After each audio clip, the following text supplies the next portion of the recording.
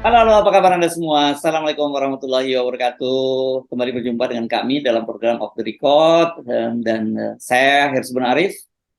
Dan saya Agi Beta senang sekali menjumpai Anda di hari yang panas nih Mas Hersu. Panas dan juga banyak orang lagi uring-uringan kena prank nih oleh Mahkamah Konstitusi, Mbak. Saya kira banyak di antara kita, termasuk saya juga sempat kena prank ini Mahkamah Konstitusi karena tadi sampai jeda makan siang sekitar pukul 1 siang itu kan posisinya itu Mahkamah Konstitusi sudah menolak 3 gugatan judicial review batas usia Mhm. calon presiden dan calon wakil presiden ya, dan Ya. yang ditolak itu yang satu oleh dari PSI ditolak karena itu soal frasa usia dari 40 menjadi 35 tahun.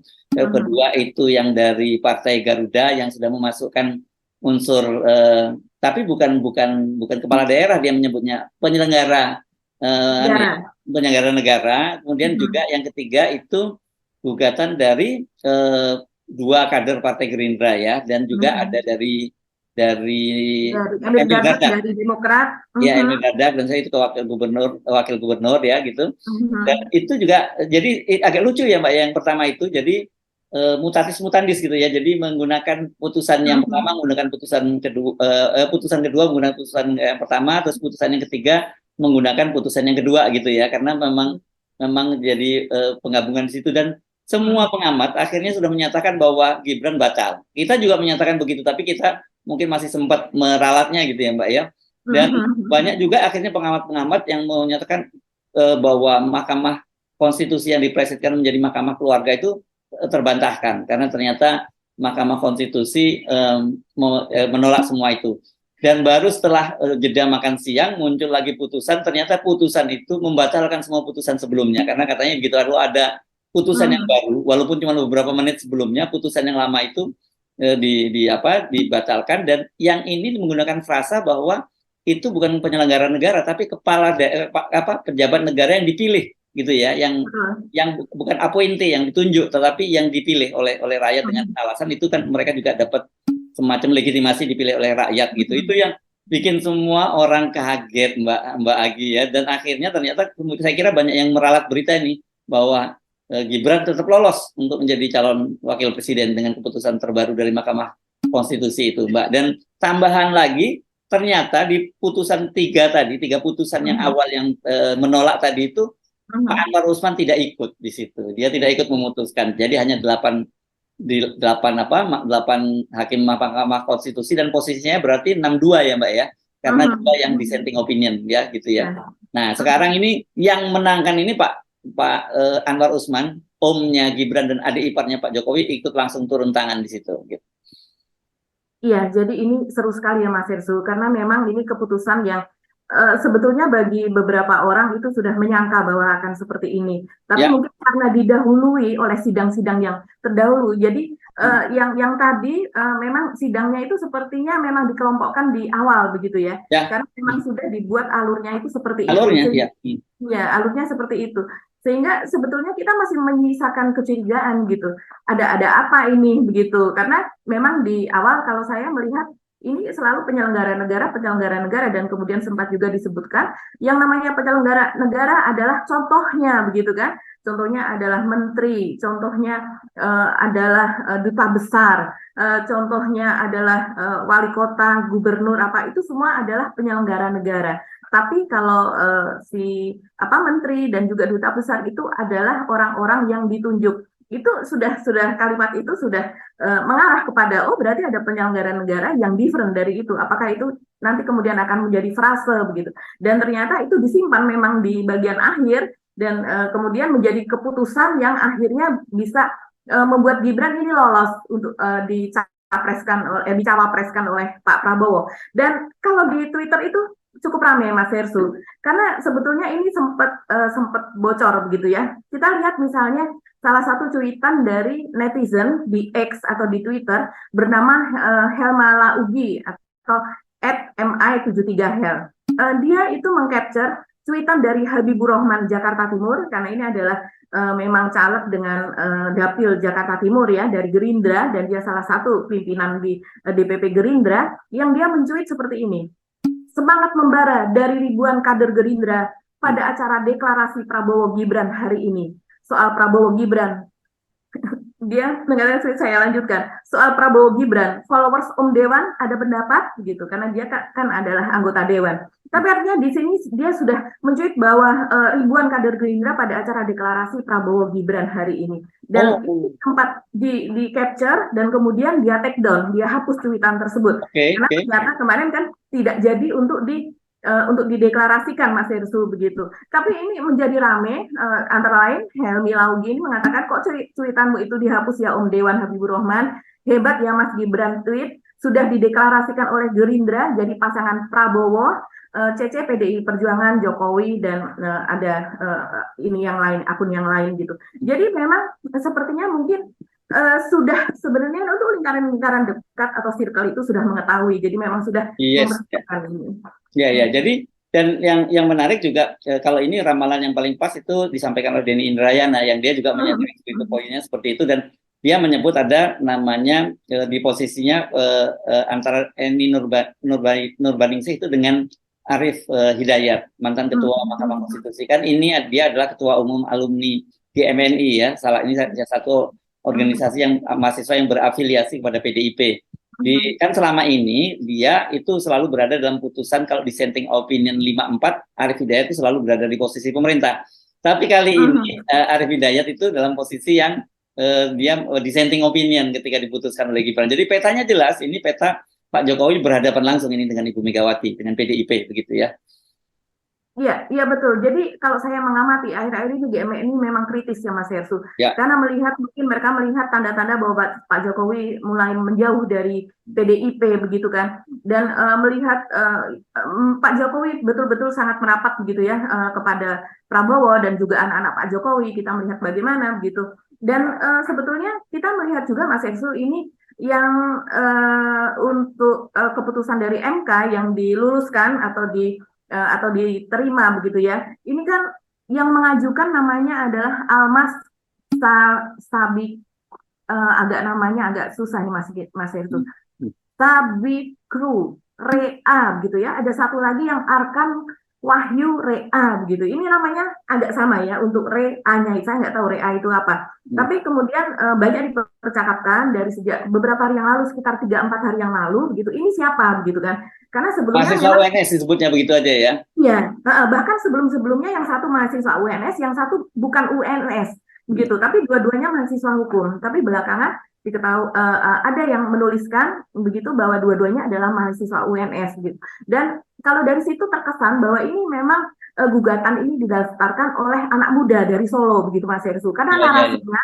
narasi dari kuasa hukumnya itu bahwa mereka merasa puas dengan apa yang dilakukan oleh Gibran di Solo, dengan pembangunan di sana, dengan inflasi yang rendah tapi pertumbuhan ekonomi yang tinggi dan sebagainya, berbagai keputusan atau kebijakan pembangunan infrastruktur di sana. Kabarnya demikian dua orang ini. Jadi dia tidak hanya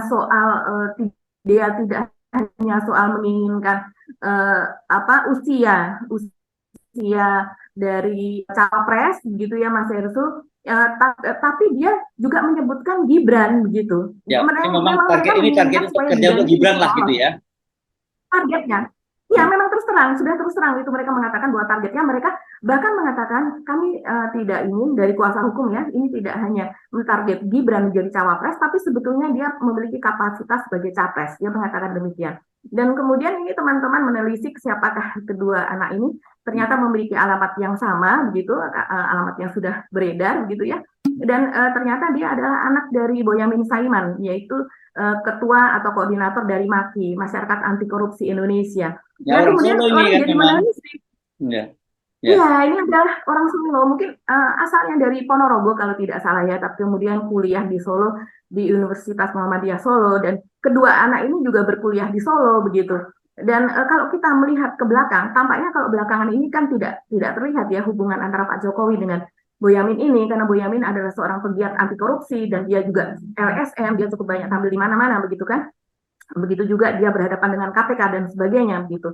Juga menggugat di kepolisian, di Polri, di Polda dan sebagainya, cukup sangat aktif. Tapi kalau kita melihat ke belakang, ini adalah sosok yang dekat dengan Pak Jokowi, yaitu ketika Pak Jokowi masih di Solo dan kemudian mulai ini adalah sahabat begitu bisa dikatakan demikian. Bahkan ada teman wartawan juga yang mengatakan mereka dulu adalah teman berenang begitulah ya. Jadi teman suka berenang bersama dan sebagainya. Jadi ini adalah kawan-kawan lalu, masa lalu zaman dulu Pak Jokowi gitu. Mungkin kita tidak tahu belakangan ini seperti apa begitu karena Gibran itu juga ketika ditanya soal dua orang mahasiswa yang menggugat undang-undang pemilu tersebut, dia mengatakan ya tanya aja mahasiswanya, saya juga tidak kenal mereka itu siapa begitu. Tapi kalau kita melihat ini akhirnya kita melihat ada kaitan-kaitan gitu.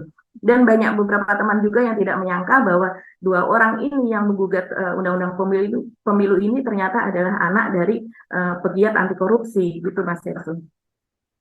Ini ya jadinya ya. Jadi betul-betul dicatat dengan rapi ya di Mahkamah Konstitusi ya, ditaruh 3 putusan yang menolak, 3-nya di depan begitu, kemudian baru di ujungnya kemudian ditaruh yang menerima gugatan. Dan memang klausulnya kan kalau dalam hukum kan ada aturan baru itu membatalkan aturan yang lama begitu ya. Jadi otomatis walaupun hanya selisih berapa menit membatalkan. Jadi bukan yang menerima yang ditaruh di depan begitu ya. Jadi betul ya, kalau gitu klaim bahwa ini mahkamah keluarga semakin terbuktikan dong seperti ini ya Mbak Agi ya.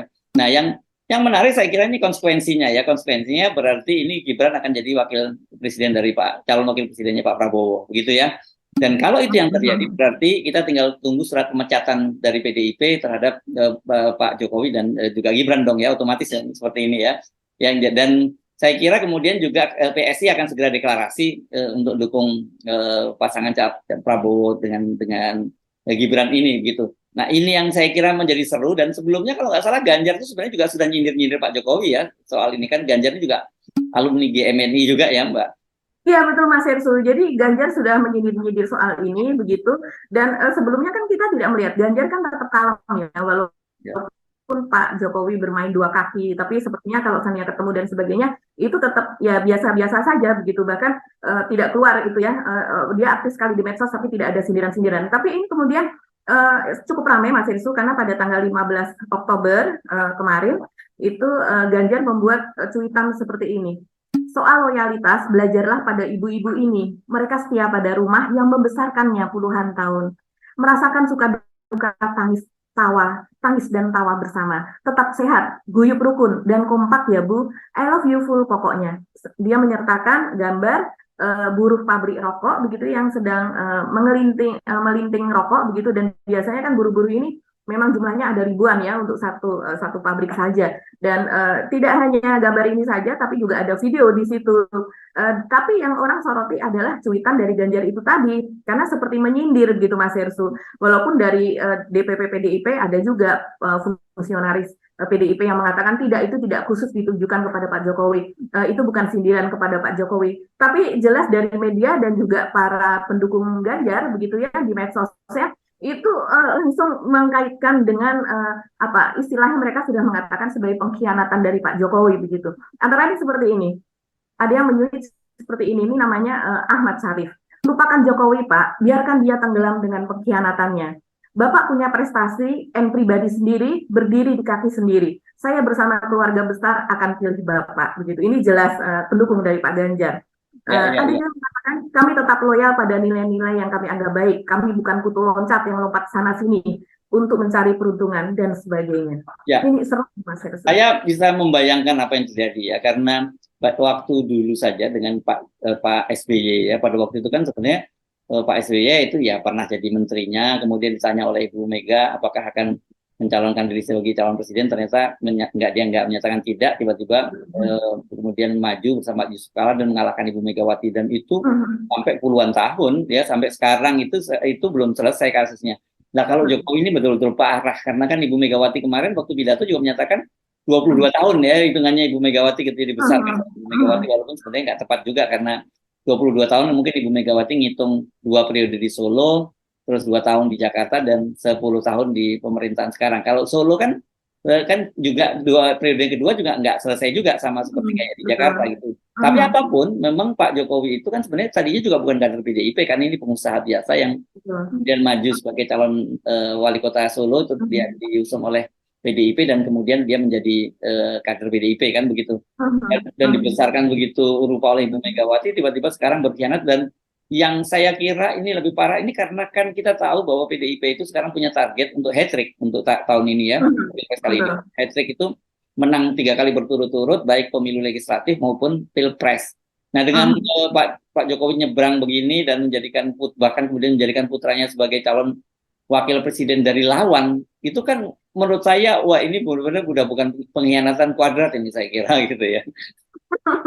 Iya, jadi ya pantas Mas itu ada komentar dari Hasto misalnya ya, ketika dia ditanya soal putusan batas usia capres oleh MK ini dipertanyakan kemarin ya sebelum ada putusan pada hari ini. Hasto jelas-jelas mengatakan dan dia juga meminta agar kader PDIP itu mengabaikan saja persoalan ini dan fokus untuk konsolidasi di dalam. Jadi dilarang dari kader PDIP itu untuk datang ke gedung Mahkamah Konstitusi begitu untuk melakukan demo dan sebagainya. Karena kan memang diperkirakan akan ada demo di sana begitu. Nah, dia mengatakan seperti ini Mas Hersu, ini cukup pedas. Daripada demo, lebih baik kita membatinkan suatu keyakinan bahwa siapa menabur angin akan menuai badai. Jadi jelas ini ditujukan kepada siapa kita sudah bisa menduga. Terus kemudian juga mengatakan seperti ini. Cermati saja keputusannya yang sudah diambil. Sekiranya prinsip kenegarawanan Hakim MK digadaikan bagi kepentingan lain, maka akan ada karma politik. Selanjutnya lembaga tersebut bisa kehilangan legitimasinya dan ujung-ujungnya rakyat akan melakukan koreksi. Nah, ini koreksi apa nih yang dia maksud nih? Dan dia juga mengatakan soal pengamanan yang luar biasa, kan ada pengamanan 1.900 lebih, hampir 2.000 ya Mas. 2.000 lah ya. Hampir 2.000 ya dari gabungan TNI, Polri dan sebagainya. Ini di situ Hasto juga dia mengatakan bahwa pengamanan gabungan Polri dan TNI yang dikerahkan untuk mengamankan MK menurut dia berlebihan. Seharusnya tidak diperlukan seandainya konstitusi benar-benar ditegakkan. Jadi Oke. Wah, ini betul-betul perang bubat ini, saya kira ya, Mbak. Ya, perang bubat atau perang Baratayuda lah begitu ya. Kita tinggal lihat aja di mana medan medan Kurusetranya itu ya. Jadi kita bisa pastikan bahwa pertempuran Pilpres kali ini walaupun ada 3 orang pasang kandidat, itu pasti front pertempuran yang utama itu antara Ganjar dan wakilnya siapa dan Pak Prabowo. Jadi sekarang udah jelas ya yang punya pasangan itu Pak Caimin dengan Anies Baswedan dengan Caimin, Pak Prabowo dengan Gibran. Nah tinggal Ganjar. Saya kira Ganjar dengan Pak Mahfud ya pasti. Karena kalau Khofifah pasti tidak akan diizinkan itu oleh Pak Jokowi. Kan Khofifah itu balik dipinang oleh Anies dan juga oleh Prabowo, kan dia belum memutuskan karena dia menunggu Pak Jokowi juga begitu. Jadi saya kira mungkin pilihannya pada Pak Mahfud karena Pak Mahfud relatif tidak ada kasus gitu yang bisa disandra oleh Pak Jokowi, beda dengan Khofifah kan gitu. Iya, dan kabarnya Bu Mega juga lebih nyaman dengan Pak Mahfud. Hanya ada satu masalah, yaitu Pak Mahfud ini suka gaduh, katanya begitu. Ini kalau dari internal bisik-bisik itu mengatakan demikian begitu Mas Yusuf. Dan sementara untuk Khofifah ini juga sudah dilamar untuk menjadi ketua tim ses dari Prabowo, tapi belum ada keputusannya. Kabarnya dari tim Prabowo sendiri sudah menelpon, sudah meminta, gitu, tapi belum ada keputusan yang pasti. Kita tunggu saja seperti apa, karena saat ini Pak Jokowi sepertinya juga dia tahu akan ada kegaduhan ini ya, dan dia sedang berada kabur dulu ya. Ini cukup lama loh ya, pergi ke Cina, kemudian terus setelah itu ke Arab Saudi ya. Kalau ke Cina kita tahu lah itu pasti targetnya menego untuk bayaran utang kereta cepat Cina dan kemudian minta kalau bisa diperpanjang sampai Surabaya kan begitu. Kalau ke Arab Saudi ya saya kira juga pasti cari soal untuk proyek-proyek dan bantuan gitu. Tapi kalau Arab Saudi saya kira mungkin nggak akan tertarik lah kalau dia ditawari untuk membangun ibu kota negara yang baru gitu, karena Arab Saudi sendiri kan sedang membangun suatu kawasan wisata yang juga luar biasa besar dan tipikal orang Arab kan beda dengan orang Cina gitu ya Mbak, yang ekspansionisnya juga kan gitu kan. Iya betul sekali Mas Ersu, dan ini jangan disangka bahwa gonjang-ganjing seperti ini hanya dilihat atau menjadi sorotan dari di dalam negeri saja, karena yang di luar negeri pun media-media dari luar itu luar biasa ya Mas Ersu. Mereka menyoroti apa yang terjadi di Indonesia. Reuters, tentu saja Reuters agensi ya, dia meliput apapun gitu, apalagi yang sepenting ini, kemudian Straits Times, terus banyak sekali, tidak hanya di kawasan ini tapi juga di luar, yang saya rasa, dan mereka kebanyakan menyoroti juga soal demokrasi di sini dan juga soal dinasti politik, yaitu dinasti keluarga begitu ya. Dan ini saya rasa kurang kurang apa ya, kurang menguntungkan bagi Indonesia ya, terutama mungkin sebentar lagi tahun depan, awal tahun depan kan akan keluar lagi indeks persepsi korupsi itu Mas Hersu. Ya, Mungkin ya.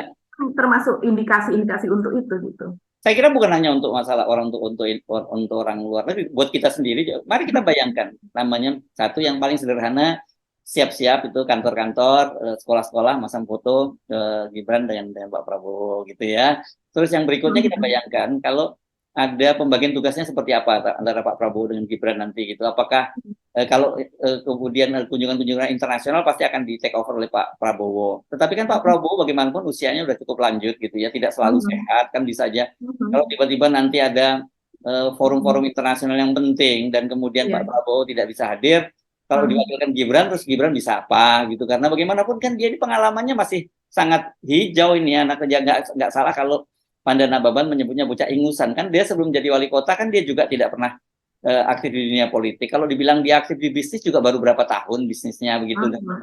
Soal bisnisnya sendiri kan juga banyak yang babak belur juga bisnisnya kan begitu, Mbak. Iya, iya betul sekali. Dan ini kalau kita melihat dinasti politik itu kan bahayanya dari dinasti politik, walaupun seringkali para pendukung mengatakan, tapi kan ini muncul dari bawah, ini kan dipilih oleh rakyat. Tapi kalau kita melihat ini penguasaan sumber daya, ini akan biasanya dinasti politik itu kan akan melanggengkan begitu kekuasaan mereka, dan ini membutuhkan dana besar untuk merawat kekuasaan, dan jaringan untuk merawat simpul-simpul politik ini kan harus terus menerus begitu ya Mas Hersu. Selain itu juga meremahkan regenerasi, ya betul apa yang dikatakan oleh PDIP bahwa dinasti, walaupun PDIP juga melakukan itu ya untuk Terah Soekarno, tapi dalam hal ini untuk Pak Jokowi ini memang kan luar biasa begitu Mas Hersu, dari menantunya, anaknya gitu ya, anaknya dua, walaupun yang satu sekarang masih di partai gitu, tapi yang satu ini akan melakukan lompatan besar menjadi dari wali kota menjadi cawapres, dan ini akan sistem melemahkan sistem pekaderan di partai. Ini seperti yang sudah diulang-ulang oleh petinggi atau sesepuh dari PDIP, yaitu bahwa Gibran saja pada waktu pencalonan untuk wali kota itu sebetulnya dia baru menjadi anggota partai dari PDIP itu baru 6 bulan, dan kemudian dari PDIP sendiri sudah melakukan penjaringan seleksi selama 4 bulan ketika itu untuk memilih calon wali kota yang akan diusung. Dan kemudian sudah ada satu nama begitu Mas Hersu, dan tapi ketika itu Pak Jokowi menurut Pandana Baban itu menghadap Ibu Mega dan kemudian mengatakan bahwa menyodorkan nama Gibran untuk diusung, dan saking sayangnya Pak Jokowi, kata Pandana Baban, karena menganggap Pak Jokowi itu sebagai anaknya begitu, sehingga kemudian didroplah nama yang sebelumnya ini, dan sehingga naiklah nama Gibran. Kalau saya menelusuri itu memang Pak Jokowi sempat memanggil dari kalau tidak salah namanya Purnomo ya Mas Hirsu atau siapa itu yang ya saya lupa juga, tapi dia dipanggil ke istana begitu sampai Oh iya betul. Ada beritanya dia dipanggil ke istana untuk menjelaskan, Pak Jokowi menjelaskan kepada yang bersangkutan bahwa PDIP itu mengusung Gibran dan bukan mengusung dirinya. Dan kalau nggak salah dia ada ditawari posisi tertentu kalau nggak salah ya waktu itu. Betul, iya. Ya Pak Purnomo kalau tidak salah namanya, betul ya. Iya. Jadi ini sebetulnya jejak itu ada, tapi kan selalu disangkal oleh buzzer, oleh circle dari PDIP sendiri. Ini kan baru diungkap, walaupun sudah menjadi semacam rahasia umum, tapi karena dengungan buzzer yang sangat kuat dan circle dari PDIP sendiri yang menjadikan itu sebuah rahasia, itu kemudian menjadi bias gitu ya, orang tidak percaya. Tapi sekarang setelah antara Pak Jokowi dengan PDIP atau dalam hal ini Megawati begitu berpisah jalan seperti ini, kemudian mulai diungkaplah itu apa yang terjadi di dalam, bahwa sistem pekaderan di PDIP tidak jalan gitu. Salah satunya adalah pengkaderan untuk Gibran maksudnya ya. Kalau yang lain tetap dengan sistem tersebut begitu untuk calon-calon yang lain. Jadi ini memang bagaimana kita tidak melihatnya sebagai sebuah dinasti politik.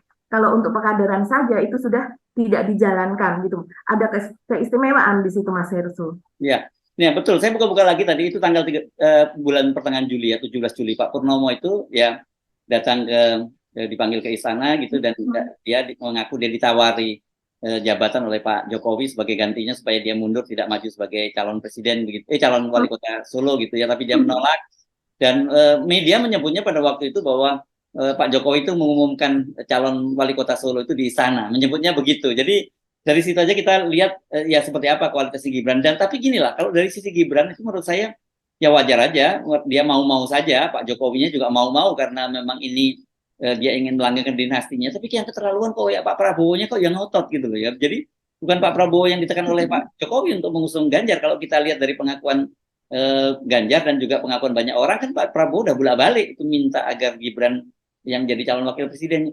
Apa Pak Prabowo kalau memang selalu berpikir katanya selalu untuk demi kepentingan bangsa dan negara selalu begitu kan nyatanya memilih Gibran sebagai calon wakil presiden, apa iya itu untuk kepentingan bangsa dan negara? Menurut saya nggak masuk akal sekali kalau itu dia Pak Prabowo bicara itu untuk kepentingan bangsa dan negara, Mbak. Iya, iya. Kita kan juga mendengar Mas Hersu belakangan ini begitu ya, sentilan dari para pengamat juga dari kalangan surveyor gitu yang mengatakan bahwa Pak Prabowo itu adalah sosok yang dulu pada tahun 2019 tidak percaya kepada survei. Malah dia ketika itu lembaga survei kan juga ramai sekali, apalagi Yang suka dielek-elek juga sama Pak Prabowo dulu kan? iya, sempat diledek-ledek, apalagi tahun 2017 ternyata survei di DKI itu kan Meleset. meleset gitu ya, meleset jauh. Sehingga dia makin tidak percaya kepada survei. Tapi ketika dia kemudian setelah 2019 kalah dan kemudian masuk ke dalam kabinet Pak Jokowi, disitulah rupanya dia mulai tertular Pak Jokowi. Dia sangat percaya kepada survei, kabarnya demikian. Dan sekarang ini dia sangat percaya kepada survei. Kenapa dia memilih Gibran? Yaitu karena approval rating dari Pak Jokowi atau tingkat kepuasan Pak Jokowi yang sangat-sangat tinggi itu tadi. Menurut dia itu akan bisa mendongkrak, walaupun elektabilitas dari Gibran ini menurut lembaga survei kan sangat kecil gitu, rendah gitu, jauh di bawahnya Ridwan Kamil, di bawah Sandiaga Uno, apalagi di bawahnya Erick Thohir begitu. Bahkan kabarnya Pak Jokowi ini kan baru saja mengundang salah satu lembaga survei yaitu Poll Tracking untuk ke istana dan juga beberapa ketua umum partai, dalam hal ini adalah Koalisi Indonesia Maju, dan kemudian lembaga survei itu disuruh memaparkan hasil surveinya. Hasil survei bulan September yang kemudian di-announce itu bulan Oktober ini. Dan ternyata memang suara Gibran secara nasional cuma sekitar 7, sekian. Bahkan ada di satu provinsi yang hanya 3,1. Iya. Nah, itu kan suara Gibran, Mbak. Tapi kan yang dihitung oleh Pak Prabowo pasti bukan Gibran, yang dihitung adalah Pak Jokowinya. Pak Jokowi, betul. Ya. Pak Jokowinya pun menurut saya bukan endorsement powernya, bukan. Tapi adalah mesin politik dan mesin kekuasaan yang ada pada Pak Jokowi itu yang dihitung oleh Pak Prabowo gitu. Jadi dia sangat yakin kalau tanpa didukung oleh Pak Jokowi dia nggak akan menang. Tapi begitu Pak Jokowi bersama dia pasti menang begitu. Jadi makanya ketika Gibran jadi wakil presiden, oke, yang penting gue menang, yang penting gue jadi presiden. Kira-kira begitu kan? Iya, karena rupanya kesempatan itu kan sekarang dengan usia sudah berapa? 72 tahun kalau tidak salah ya Mas. Ya, kalau salah ya. 74 atau 72, saya lupa ya. 74 ya, kalau seandainya. Ya. Misalnya 5 tahun lagi begitu kan memang sudah mendekati 80 ya, sepertinya akan sulit untuk running, apalagi untuk waktu berkampanye dari satu tempat ke tempat yang lain apa dan sebagainya begitu. Itu buat orang yang seusia itu akan menjadi kesulitan tersendiri begitu, dan juga orang kan pasti mempertimbangkan faktor kesehatan gitu dari para pemilih. Jadi saya rasa ya inilah kesempatan terakhir dari Pak Prabowo begitu, walaupun belakangan ini kemudian berembus isu-isu, saya tidak tahu itu kebenarannya bagaimana Mas Hersu, tapi berembus isu-isu bahwa Pak Prabowo pernah mengalami stroke 2 kali dan sebagainya, sehingga kemudian dikhawatirkan kalau seandainya dia menang bersama Gibran nanti seandainya sakitnya kambuh dan kemudian tidak dapat melanjutkan, maka yang akan menjadi presiden adalah Gibran begitu.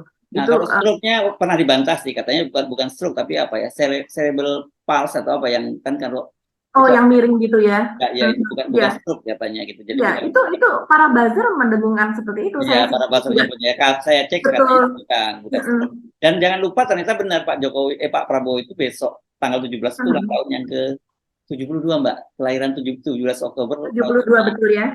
Jadi besok ulang tahun. Jadi ini hadiah ulang tahun yang luar biasa buat Pak Prabowo gitu. Mendapatkan hadiah ya. Ya, dan jadi memang kalau di atas kertas dengan menggandeng Gibran dengan itu Pak Prabowo optimis bahwa kali ini dia betul-betul jadi presiden. Tapi kan itu kan skenario manusia dan terbukti kan banyak sekali skenarionya Pak Jokowi itu kan berantakan selama ini, dan selama ini harus diakui yang menjadi faktor penghambat utama Pak Jokowi untuk memenuhi ambisinya mulai dari 3 periode, kemudian menunda pemilu, memperpanjang masa jabatannya, itu kan Ibu Megawati yang selalu menghalangi.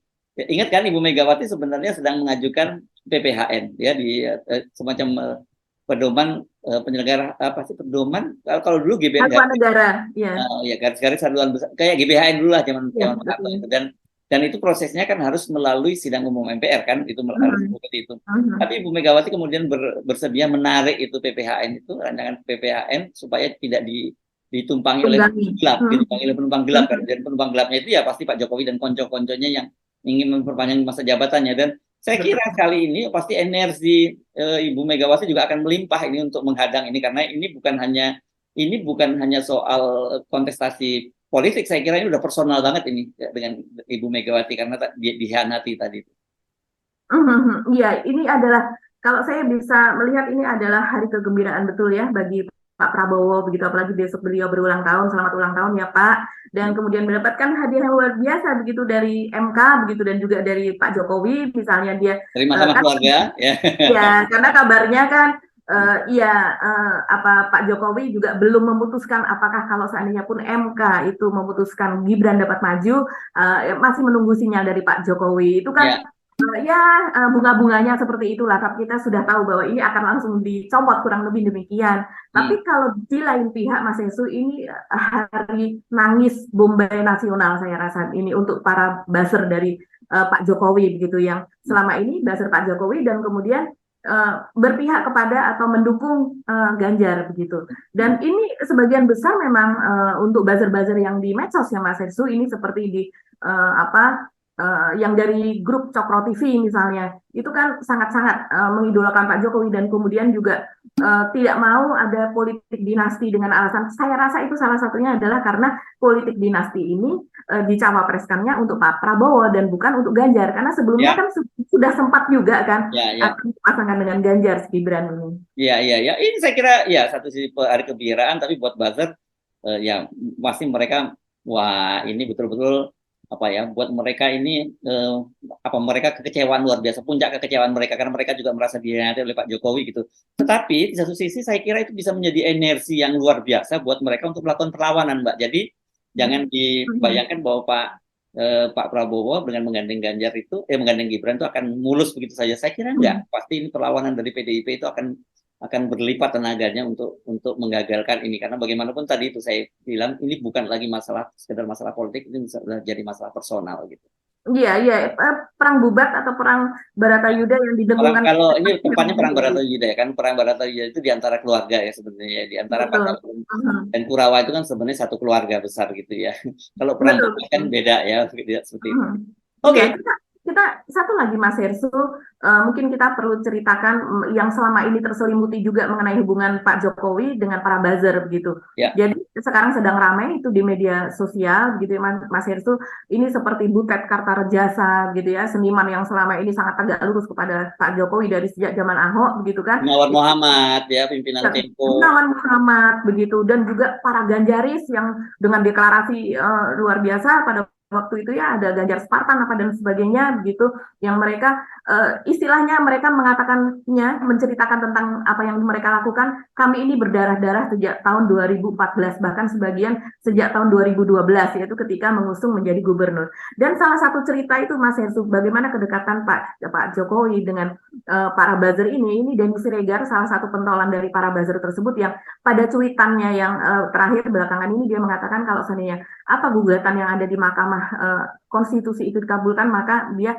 mengatakan Pak Jokowi sebagai orang yang munafik begitu dan dia kenapa dia mengatakan demikian karena sekitar 2021 yang lalu dia pada suatu kesempatan suatu malam dia katanya ditelepon dari istana dan dia diminta untuk segera ke istana karena besok Pak Jokowi ingin bertemu dengan dia dan teman-teman para buzzer itu. Jadi kita membayangkan bagaimana dari istana menelpon buzzer gitu dan memiliki nomor khusus mereka artinya memiliki hubungan. Dan saat itu juga katanya Denny itu bingung, wah ini mendadak karena waktu itu masih COVID sehingga dia mencari mobil, mengumpulkan teman-teman yang rumahnya saling berbeda-beda gitu dan akhirnya esoknya mereka sampai di istana. Dalam perjalanan banyak menemui kendala gitu dicegat karena itu masih musim COVID, tapi karena mendapatkan legitimasi begitu ya, mereka akan menghadap Pak Jokowi. Akhirnya mereka lancar sampai di Jakarta. Dan pertama kali 7 orang ini yaitu Denny Siregar, Eko Kuntadi, Ade Armando, Mas Jopre, Yusuf Dumdum, apa dan sebagainya ini Abu para Janda dari situ ya. iya, ini mungkin Mas Hersu kurang begitu mengenal karena Mas Hersu kan tidak terlalu mengamati Ya, buzzer begitu ya, ya. ya, Mas ya, Hersu ya. tidak suka ini cuitan-cuitan buzzer yang gaduh gitu. Tapi Denny Siregar ini mengatakan bahwa pada saat pertama bertemu dengan Pak Jokowi yang ditanyakan adalah siapakah orang yang kalian dukung untuk menjadi presiden berikutnya, menggantikan saya yang berikutnya, dan mereka bertujuh itu mengatakan Ganjar Pranowo. Nah, di situ kemudian Pak Jokowi ternyata juga mendukung dan mengatakan supaya mereka melambungkan nama Ganjar, mendukung Ganjar, sehingga elektabilitasnya mencapai 30%. Itulah kenapa kita melihat selama 2 tahun belakangan ini sangat riuh nama Ganjar ya Mas Iya, Henry. iya, iya, ya, Ini kerjaan itu ya. rupanya ada perintah seperti itu, dan setelah 30% nanti itu adalah tugas dari Pak Jokowi.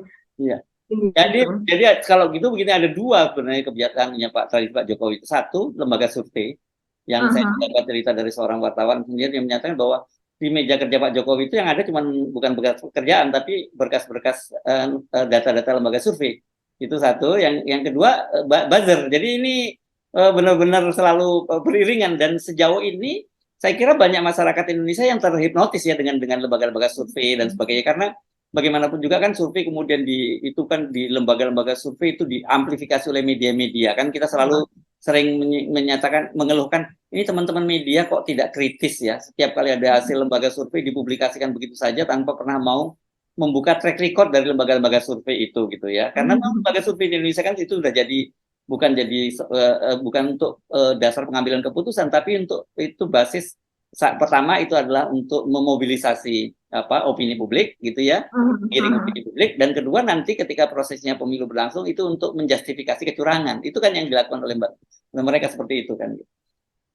Iya, selama ini kan seolah mereka adalah pahlawan karena begitu. Kenapa mereka bisa menjadi influencer gitu ya, disebut sebagai atau key opinion leader gitu kan, atau ya kalau yang kurang terkenal pasukan buzzer gitu ya, dan narasi-narasi mereka dipercaya begitu Mas Hersu oleh netizen, oleh rakyat banyak, bahkan diamplifikasi karena seolah-olah memang deh untuk membungkus narasi begitu sesuatu yang busuk itu dibungkus dengan menjadi sesuatu yang indah begitu. Jadi apa itu namanya apa spinning Mas Hersu ya mungkin ya istilah spin dokter kan spin doktor ya spin dokter lah ya.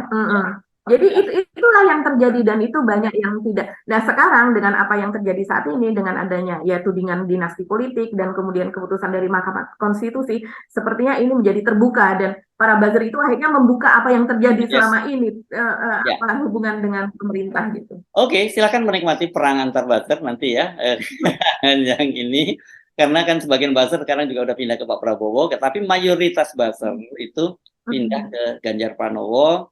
Sementara relawan itu banyak lari ke Pak Jokowi dan Pak Prabowo ya dan sekarang para relawan itu yang tengah digarap oleh Kaisang itu untuk supaya mereka jadi darah baru di PSI itu ya Mbak karena PSI ini kan pasti targetnya nanti akan masuk di parlemen dan Kaisang ini ya setidaknya dia akan jadi nanti salah satu wakil ketua DPR mungkin kalau ketua saya nggak yakin dia karena ketua itu dipilih partai yang perolehan suaranya terbanyak. Masa iya PSI akan dipost sedemikian rupa sehingga perolehan suaranya terbanyak. Tapi minimal dia akan jadi wakil ketua DPR dan kakaknya itu jadi wakil presiden. Nah, Pak Jokowi akan jadi ketua dewan pembinanya PSI. Lengkap itu juga jadi Pak Jokowi akan jauh lebih kuat dibandingkan Pak SBY maupun Ibu Megawati ketika turun dari presiden karena dia punya anak-anaknya di jabatan-jabatan penting negara dan beliau sendiri mengontrol sebuah partai politik. Saya kira itu peta yang kita bisa bayangkan dari sekarang. Itu skenario-nya Pak Jokowi sekali lagi ya. Tapi skenario Tuhan, skenario Allah Subhanahu wa taala itu bisa berbeda. Hebat-hebatnya skenario-nya manusia itu yang pasti nggak akan melawan skenario Allah Subhanahu wa taala. Mari kita lihat ya, tanda-tandanya semakin kuat ya. Contohnya Mas Hersu yang saat ini sedang terjadi yaitu skenario dari Israel ketika mereka akan menyerbu Palestina dan kemudian sudah ditentukan harinya begitu kan dan disuruh 1 juta lebih rakyat Palestina Palestina untuk kemudian pergi dari lokasi tersebut, dan kemudian Menteri Pertahanannya secara luas mengatakan bahwa Gaza tidak akan pernah sama lagi karena kami akan membumi hanguskan semuanya. Dan tiba-tiba terjadi banjir besar melanda Tel Aviv, di mana mobil-mobil tidak dapat berjalan, apalagi tidak dapat mengangkut apa dan sebagainya, sehingga mereka harus konsentrasi untuk menyelamatkan kota Tel Aviv dari banjir. Jadi Ini percaya aja ya, seperti manusia kalau udah berlebihan ya, kalau Allah tuh nggak senang dengan orang yang udah terlalu berlebihan ya. Jadi kita cuma mengingatkan ini bukan ceramah agama, tapi ini hukum alam juga seperti itu. Kita cuma mengingatkan ya, jangan berlebihan. Nanti pasti karena alam sendiri itu memberikan ada batas ada batas kemampuannya ya. Ada kan misalnya kalau berlebihan menebangi pohon-pohon di hutan ya akhirnya banjir melanda. Kan begitu ya. Pokoknya apalagi kekuasaan yang berlebihan pasti alam itu juga tidak akan bertindak dengan caranya sendiri. Oke, lagi sebelum dianggap kita memberikan ceramah agama, kita pamit dulu ya Mbak ya. Sampai ketemu lagi, sampai besok. Saya Ersbun Arif. Dan saya Agi Beta, terima kasih atas perhatian Anda. Tetap salam 0%. Wassalamualaikum warahmatullahi wabarakatuh. Waalaikumsalam warahmatullahi wabarakatuh.